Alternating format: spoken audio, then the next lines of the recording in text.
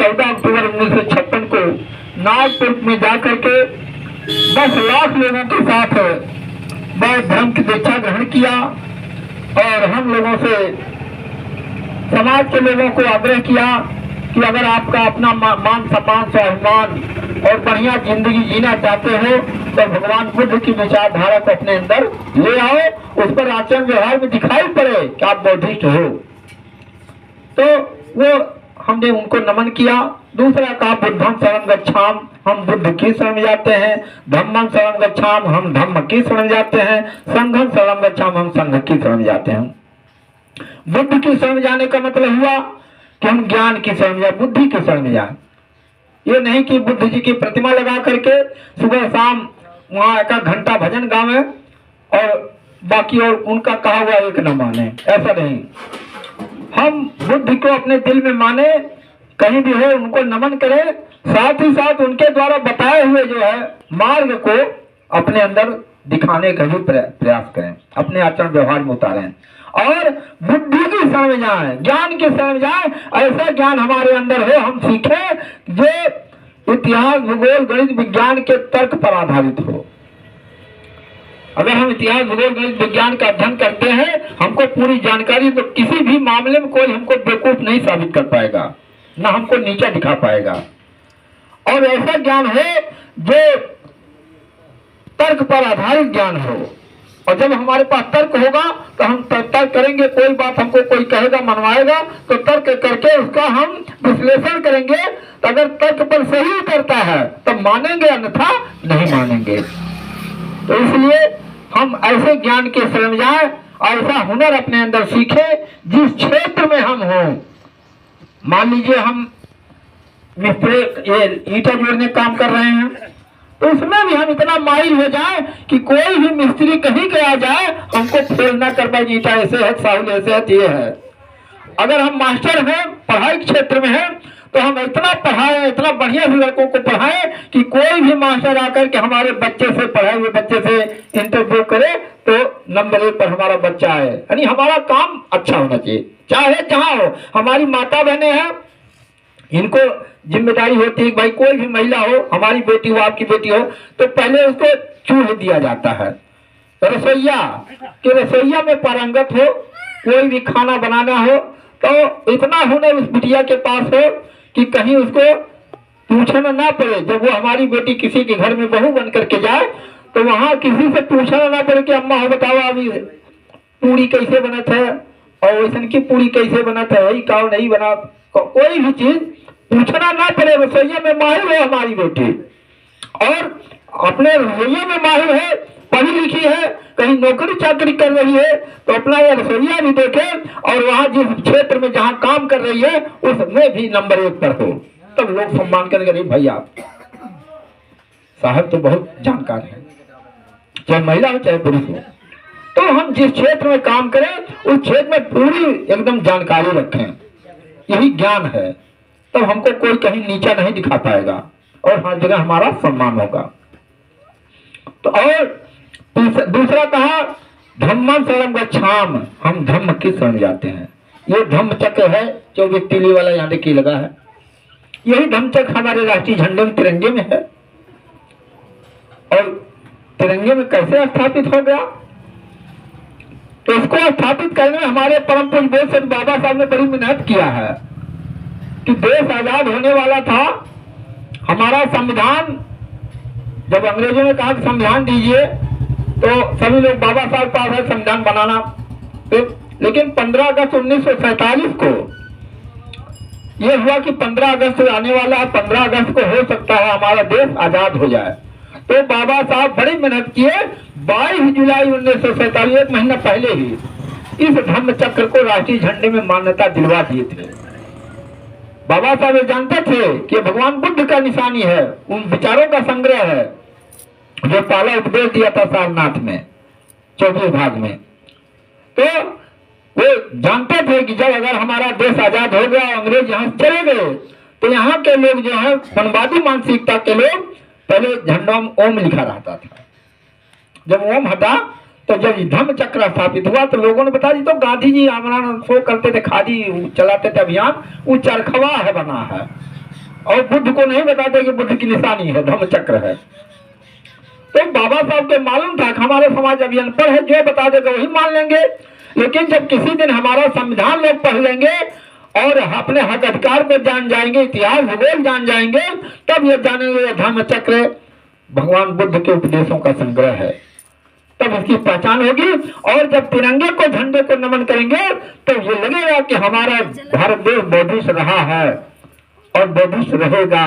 इसलिए बाबा साहब ने कितनी बड़ी कुर्बानी दी झंडा में स्थापित कराने के लिए, नहीं तो स्थापित नहीं हो पाता। तो धम्मिक धम्म चक्र है, हम धम्मिक बने। धम्मिक माने अनुशासन में रहें, कहीं भी उठे बैठे बोले चाले कोई भी क्रियाकलाप करें तो अनुशासन के दायरे में रहें। यानी कहीं भी हो, खेत खलिहान में हो, नौकरी चाकरी में हो, कहीं भी किसी कार्यक्रम में हो, तो हम इस तरह उठे बैठे चले कि लोग हमारे ऊपर उंगली ना उठा पाए, टीका टिप्पणी ना करने पाए, बल्कि ये हमारे पीछे लोग लग जाएं। अरे भैया साहब जाते बहुत बढ़िया जानकार में इनके पीछे भी चला, तब सम्मान हमारे गर्गज होंगे, हाँ भाई 10 लोग हमारे पीछे चल रहे हैं, तो सम्मान अपने आप बढ़ जाता है। तो हम धार्मिक बने, और जब हम धार्मिक बनेंगे, हम जागेंगे, हमारा पड़ोसी जागेगा, हमारे नातवाद जागेंगे, समाज जागेगा, भारत देश जागेगा, तो दिन दूर नहीं होगा जो बाबा साहब का सपना था सम्राट अशोक के जमाने वाला भारत बनाने का। सम्राट अशोक के जमाने में यही भारत देश सोने की चिड़िया कहलाता था, धन वैभव से भरपूर था, यही भारत देश विश्व का गुरु कहलाता था। सम्राट अशोक ने तमाम विश्वविद्यालय बनाए थे पूरे भारत देश में, और विदेशों से लोग यहाँ पढ़ने आए थे, नालंदा विश्वविद्यालय, वैशाली, तमाम ऐसी जगह में। तो आज भी वहाँ है हमारे विश्वविद्यालय, वहाँ खंडहर के रूप में है, लेकिन सरकार ने या जो धार्मिक लोग हैं फिर से विद्यालय चालू कर दिए, विश्वविद्यालय चल रहे हैं वहाँ। तो विश्व गुरु कहलाता था। बाबा साहब यही चाहते थे कि हमारा भारत देश धार्मिक हो जाए, यहाँ के नागरिक धार्मिक हो और विश्व गुरु हो जाए, फिर से भारत में फिर से लोग यहाँ आना शुरू कर दें, यहाँ की सभ्यता सीखें, यहाँ का आचार व्यवहार सीखने आए। तो हम धर्म की हो जाते हैं, अनुशासन के दायरे में कहीं भी रहेंगे। तीसरा का संगम समय में चाप, हम संघ किस समय में जा रहे हैं। आज भैया जी नहीं है और हमेशा जब समाज में टहलते रहते थे, बाबा साहब की बात कहीं भी मिल जाए, किसी कहीं बैठ जाए तो भी करते गए, इनके अंदर वो जज्बा था। और आदरणीय हमारे प्रधान जी, हमारे गुरु जी में आपके समझी थे, जब विचार दोनों का समान मिलता तभी रिश्तेदारियां होती हैं, और बड़े हंसी खुशी के साथ हम लोग बिटिया ये हमारी है। तो ये बहुत मिशनरी साथी थे, तो आज हमारे बीच में नहीं है, उनकी एकदम क्षति हो गई, परिवार से जो कमी है वो महसूस हो रही है। लेकिन चलिए कोई बात नहीं, जो आया है वो जाएगा, और अपने बच्चों को पढ़ा लिखा करके सलाह कर दिए हैं कि कोई कमी नहीं है। तो लेकिन कमी महसूस हो रही है कि एकाएक जो है इनके ऊपर कंधे पर जो भार आ गया है। अब भाई अपना नौकरी चाकरी देखें, कहीं प्रदेश देश प्रदेश जाएं, नाता बाता भी देखना है, पूरा परिवार का हर चीज जिम्मेदारी अब आपके कंधे पर आ गई एकाएक। ऐसे में उनकी कमी अखर रही है, लेकिन कोई बात नहीं है, जो आया वो जाएगा, और बड़े उससे चले गए। तो वो कमी जो आज यहाँ दुख का माहौल है, उनके बिछड़ने का गम है। ऐसे गम के समय में थोड़ा भैया इधर कर लीजिए, इधर आगे भैया कुर्सी खाली है। तो गम के समय में उन्हें कुछ मुतफेक लगा दिया। तो समाज के लोग की जिम्मेदारी बनते, नातवाद रिश्तेदार की जिम्मेदारी बनते कि हाँ है, ऐसे गम में आज ने आह्वान किया कि भैया हमारे यहाँ 11 बजे आइएगा, हमारे यहाँ शोक सभा है। तो हमारे देखिए जैसे भैया रिश्तेदार हैं, फुफ्फा जी पहुंचाए, फुआ जी पहुंचाए, आदरणीय साहबदीन भाई पहुंचाए, ऐसे रिश्तेदार भी पहुंचाए। तो ये आपके मान सम्मान को बहुत बरकरार रखा और समय से हाजिर हो गए। थोड़ा सा कार्यक्रम ठंडी के समय से लेट हो गया है, लेकिन ऐसे में एक समाज की जिम्मेदारी बनती है कि एक जो क्षति हुई है उनकी कमी महसूस हो रही है, ऐसे कमी में इनका हौसला बढ़ाया जाए और इनको बात बताया जाए, भैया हो ये पैदा भैदा एक दिन सबके जैहिक है। और आप तो एकदम आप चूंकि बालिग हैं, लड़के पड़ते सब परिवारदार हो चुके हैं और सामाजिक जिम्मेदारी आपने देखा है, तो आपको अनुभव है कि कैसे समाज में रहा जाता, कैसे जिम्मेदारी देखी जाती है। तो ज्यादा वो नहीं है, लेकिन कमी तो कमी है। तो ऐसे दुख की घड़ी में जो भी आए हैं समाज के लोग, तो क्योंकि कभी कभी ऐसा होता है हम अपने परिवार को बचाने के लिए, जैसे कोई बीमारी हो जाती है, हम अपने बाबूजी को, अपने अम्मा को, अपने भाई को, अपनी बहन को बचाने के तमाम उपाय करते हैं। सोखा ओझा जो भी जहाँ बताते हैं, कहीं जो टिकिया बैद चला हो, इनके ना असर हुआ तो उनके क्या चला जाए, हम दौड़ते हैं। ऐसे में डॉक्टर लोग के पास जाते हैं, खर्च होता है आने जाने में। तो समाज की जिम्मेदारी, किसी के यहाँ अगर वैसी घटना हो जाए तो समाज की जिम्मेदारी है, नाजमात की जिम्मेदारी है कि इनसे धीरे से पूछा जाए, बाबू मंदिर बाबू बताओ, अगर उनके दवा इलाज में कोई ज्यादा खर्च हुआ हो, कर्जा वर्जा हो गया हो कहीं से, तो बताओ, धीरे धीरे करके हम लोग छुटकारा दिलाने का आपका काम करें। ये होना चाहिए श्रद्धांजलि सभा के माध्यम से, ना कि हम पूरी तरकारी बढ़े व्यंजन खाने का मन बनाए।